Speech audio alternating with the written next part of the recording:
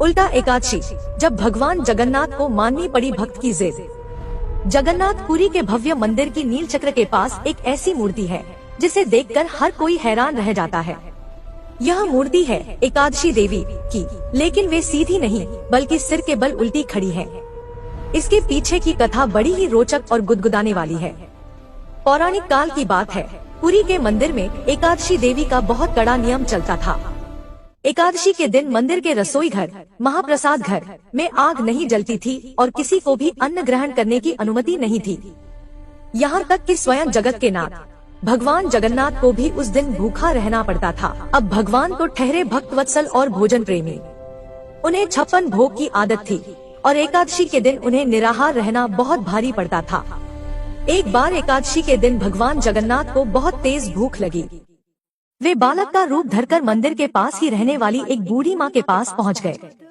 उन्होंने बड़े लाड से कहा, माँ मुझे बहुत भूख लगी है, कुछ खाने को दो। बूढ़ी माँ ने कहा, बेटा आज तो एकादशी है, आज अन्न नहीं खाते।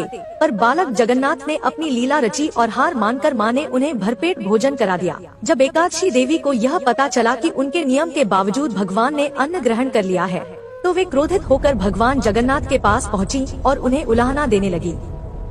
उन्होंने कहा, प्रभु मेरे नियम का पालन तो देवता भी करते हैं, फिर आपने मर्यादा क्यों तोड़ी?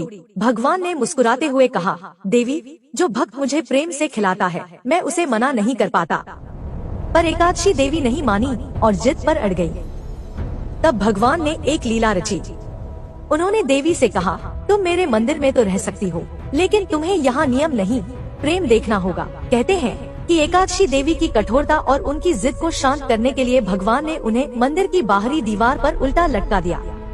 भगवान ने उन्हें आदेश दिया कि तुम यहाँ इसी अवस्था में रहोगी और देखोगी कि मेरे धाम में महाप्रसाद का अपमान कभी नहीं होता।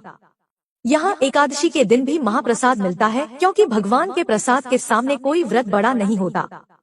तब से आज तक जगन्नाथ मंदिर में एकादशी देवी उल्टी खड़ी है और यह संदेश देती है कि जहाँ प्रेम और महाप्रसाद हो, वहाँ नियम भी नतमस्तक हो जाते हैं।